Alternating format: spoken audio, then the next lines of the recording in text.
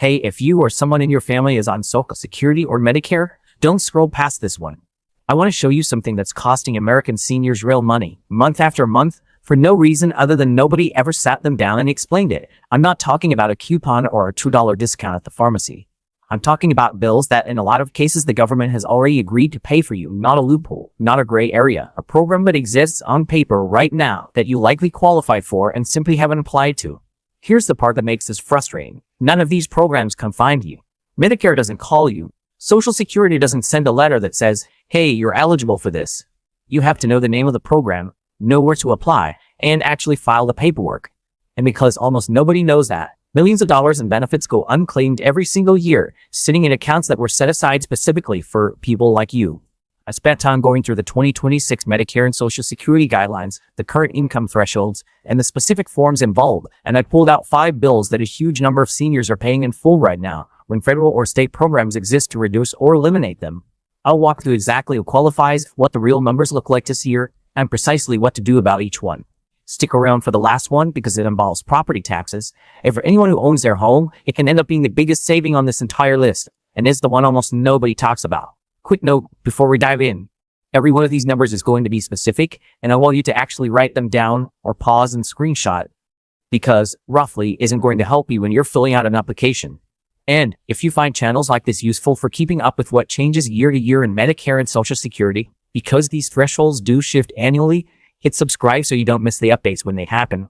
Let's get into it. Bill number 1, your Medicare Part B premium. In 2026, the standard Part B premium is $202.90 a month, and for most people, that comes straight out of your Social Security deposit before you ever see it. Most people assume that's just the cost of being on Medicare. Full stop, nothing to be done. That's not actually true for a large share of beneficiaries. There's a set of federal programs called Medicare Savings Programs, and they're run through your state's Medicaid office, even if you don't otherwise qualify for Medicaid. There are 3 tiers, and which one applies to you depends entirely on your monthly income. The most comprehensive is called QMB, Qualified Medicare Beneficiary. If you're single with income up to around $1,350 a month, or a married couple up to about $1,824 a month, you likely qualify. And QMB doesn't stop at the Part B premium.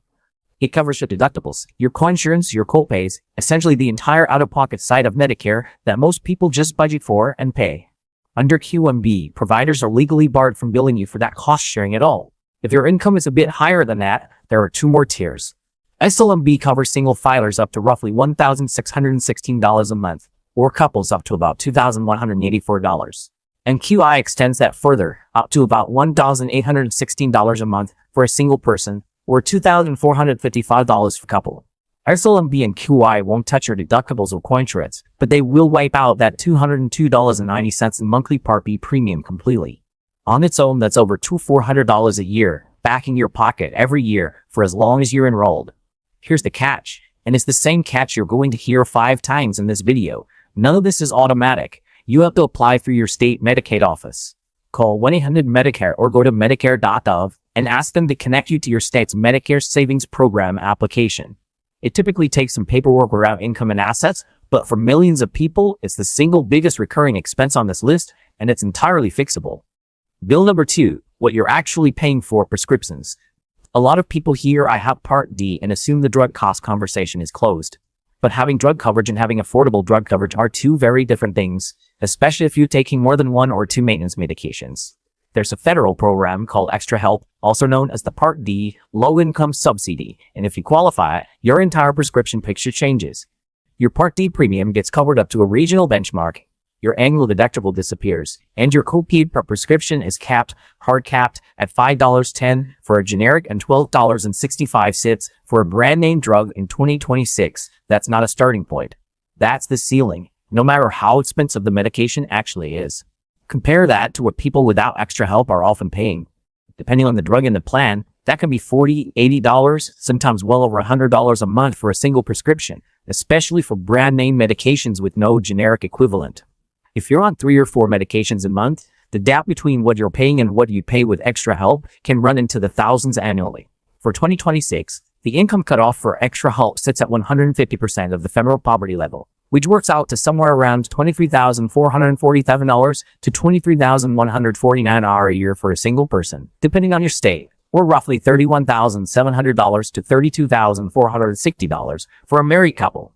There are also resource limits, generally in the neighborhood of $17,000 to $18,000 for an individual and $34,000 to $36,000 for a couple, though your home and one vehicle don't count against that. Now, here's a genuinely useful shortcut most people never hear about. If you already qualify for QMB, SLMB, or QI, the programs we just covered, you are automatically enrolled in Extra Help. No separate application, it just activates. If you haven't gone through either process yet, you can apply for Extra Help directly through Social Security, either at csa.gov or by calling 1-800-772-1213. Bill number 3, your heating and cooling bill. Energy costs have been climbing hard. Depending on where you live, home heating costs have risen close to double digits year over year, and electricity in a lot of regions is up over 10%. If you're on a fixed income, that's not a minor inconvenience. That's a bill that keeps eating a bigger share of a check that isn't getting any bigger. There's a federal program called LIHT, the Low Income Energy Assistance Program, and unlike a lot of assistance programs, it doesn't send you a discount code or a coupon. It pays your utility company directly on your behalf to bring your account current or keep it from falling behind. Income limits vary by state because states administer their own version of the program, but generally, if you're a single person earning somewhere around $20,000 to $22,000 a year or less, you have a real shot at qualifying. It's worth checking your specific state's threshold because some states set the bar noticeably higher. Here's something that matters specifically if you're a senior. In most states, if you're 60 or older, you get priority processing, and in a lot of cases, you're allowed to apply before the general public enrollment period even opens. That timing matters more than people realize because LIHT funding is allocated annually and distributed first come, first served. Once a state's allocation for the year is spent, the program closes until the next funding cycle, regardless of whether you'd otherwise have qualified. There's a companion program worth knowing about too, the Weatherization Assistance Program. Instead of paying your bill, it sends a crew to your home to seal drafts, upgrade insulation, and in some cases repair or replace an aging furnace or air conditioning unit, all at no cost to you. That's not a one-time check. That's a permanent reduction in what your home costs to heat and cool every year going forward. To find your local LIHT office, the easiest route is to dial 211, the National Social Services Referral Line. They'll route you to your state or county specific program and tell you what documentation you'll need. Now, 3 down. But here's where this list stops being about basic bills and starts getting into money that a lot of people don't even realize they're losing. Bill number 4, a Medicare surcharge most people have never heard of called IRMAA. ARMA stands for Income-Related Monthly Adjustment Amount, and it's a penalty, essentially, layered on top of your standard Part B and Part D premiums if your income was above a certain threshold. For 2026, that threshold is $109,000 for a single filer or $218,000 for a married couple filing jointly. Cross that line and Medicare doesn't charge you the standard $202.90. Depending on how far over the threshold you are, your Part B premium alone can run anywhere from about $244 a month up to nearly $690 a month. Part D carries its own separate IRMAA surcharge on top of that. Here's what makes this genuinely unfair for a lot of retirees. Medicare bases this year's IRMAA on your tax return from 2 years ago, so the number determining what you're paying in 2026 comes from your 2024 income. If you are still working full-time in 2024 and retired sometime in 2025 or 2026, you could be paying a high income surcharge today based on a salary you no longer earn. I do want to be precise here, because this is a place where people get their hopes up for the wrong reason. There's a form, SSA 44, that lets you request Social Security recalculate your IRMAA using more current income instead of the 2-year-old figure.